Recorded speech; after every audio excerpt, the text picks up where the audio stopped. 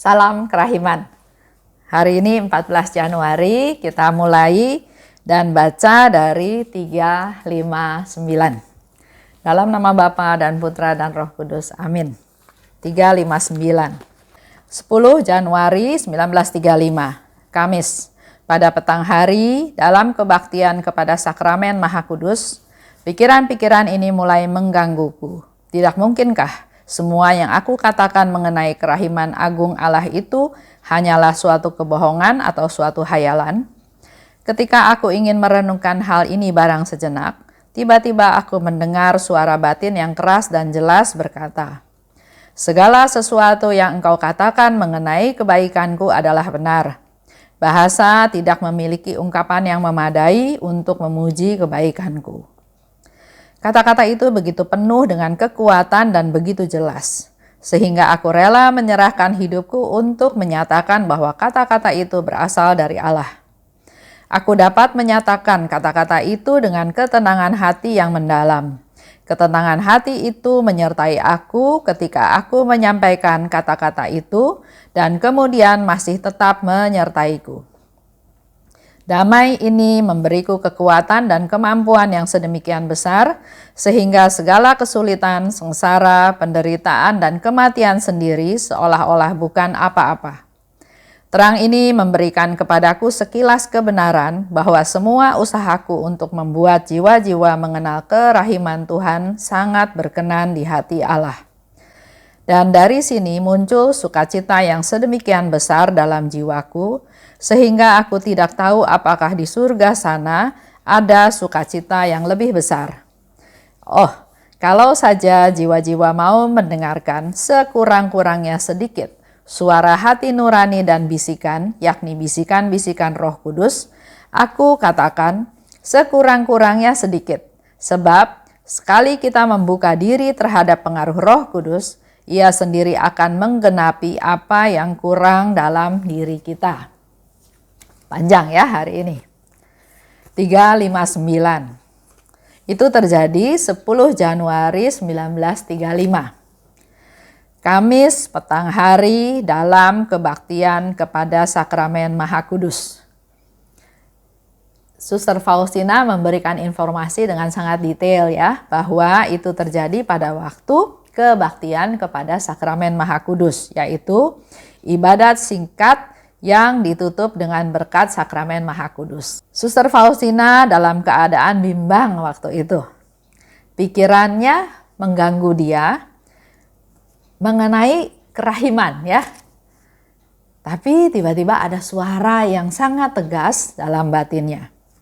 Dikatakan, "Segala sesuatu yang engkau katakan mengenai kebaikanku adalah benar."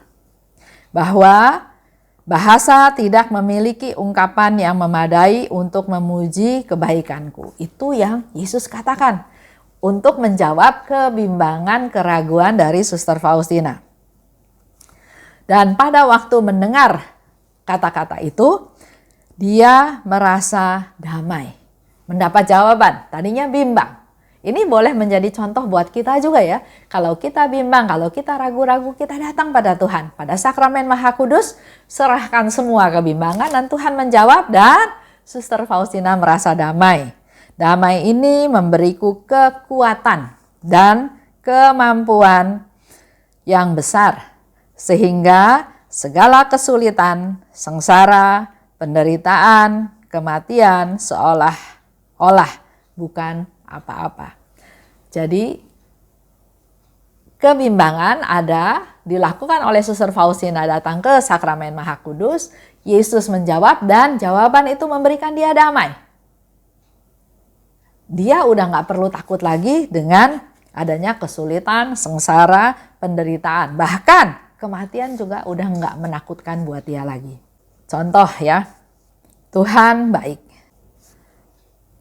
Kita sering dengar orang bilang Tuhan baik. Tapi baik yang seperti apa? Pasti alasannya macam-macam ya. Tersuratnya baik, tapi tersiratnya pasti macam-macam dengan ungkapan Tuhan itu baik. Sehingga dikatakan di sini nggak ada bahasa untuk bisa mengungkapkan hal yang memadai mengenai kebaikan Tuhan. Memang betul ya, Tuhan baik. Tapi apa yang tersirat sebetulnya lebih besar dari itu. Jadi dikatakan oleh Yesus sendiri, nggak ada bahasa yang bisa mengungkapkan arti yang sebenarnya daripada kebaikan Tuhan tersebut. Contoh kalau misalnya katakan Tuhan baik. Buat saya Tuhan baik karena Tuhan menjaga saya, Tuhan melindungi saya, Tuhan menegur saya, Tuhan mengabulkan doa saya, Tuhan menjaga saya sehingga terlepas atau terbebas dari kecelakaan. Jadi Tuhan baik itu macam-macam. Ada juga orang lain yang katakan Tuhan baik karena saya sembuh dari sakit. Tuhan baik karena bisnis saya gagal, tapi justru kegagalan itulah yang menyebabkan saya selamat dari utang yang kalau dilanjutkan mungkin jadi membengkak. Jadi kebaikan Tuhan itu macam-macam ya, sehingga di sini memang Suster Faustina katakan dia susah mengungkapkan tentang kebaikan Tuhan. Terang ini memberi aku sekilas kebenaran bahwa semua usahaku untuk membuat jiwa-jiwa kenal Tuhan sangat berkenan di hati Allah. Suster Faustina ingin kita semua jiwa-jiwa kenal kebaikan Tuhan. Dia berusaha untuk supaya kita semua tahu tentang kebaikan Tuhan. Dan ini dikatakan oleh Suster Faustina sangat berkenan di hati Allah. Begitu pula dengan kita semua. Kalau kita punya keinginan untuk memperkenalkan kebaikan Tuhan, untuk memperkenalkan kerahiman Tuhan kepada jiwa-jiwa khususnya yang ada di sekitar kita, Suster Faustina katakan sangat berkenan di hati Allah. Maka timbul sukacita yang besar dalam hatiku. Pada waktu kita tahu usaha kita berkenan pada Allah, pasti kita merasakan sukacita, merasakan kegembiraan. Belum sampai ke hasil ya, tapi kalau usaha yang kita lakukan berkenan di hati Allah, maka Suster Faustina katakan timbul sukacita yang besar dalam hatiku. Lanjut dikatakan oleh Suster Faustina, kalau saja jiwa mau mendengarkan sekurang-kurangnya sedikit. Itu Suster Faustina mau ingatkan kita semua. Kalau saja Bapak, Ibu, saya dan kita semua mau mendengarkan suara hati nurani, sekurang-kurangnya sedikit aja ya. Dan bisikan-bisikan, yaitu bisikan Roh Kudus, aku katakan sekurang-kurangnya sedikit ya. Suster Faustina nggak bilang seluruh hari, sepanjang hari, the whole day, enggak, sekurang-kurangnya sedikit. Sebab sekali kita membuka diri terhadap pengaruh Roh Kudus, maka Roh Kudus sendiri akan menggenapi apa yang kurang dalam diri kita. Ini harapan dari Suster Faustina untuk kita semua. Buka hati, dengarkan bisikan-bisikan Roh Kudus, apa yang ada dalam hati nurani, sekurang-kurangnya sedikit aja katanya ya. Karena pada saat kita mulai mendengarkan sedikit aja, sudah ada celah walaupun sedikit, tapi perlahan-perlahan akan menjadi semakin besar dan dikatakan maka ia sendiri Roh Kudus akan menggenapi apa yang kurang dalam diri kita. Jadi diharapkan kita membuka diri. Ya, jangan menutup diri walaupun sedikit katanya ya, dikatakan. Itulah harapan Suster Faustina kepada kita semua, mendengarkan hati nurani dan bisikan-bisikan Roh Kudus, supaya membiarkan Roh Kudus yang menggenapi apa yang kurang dalam diri kita.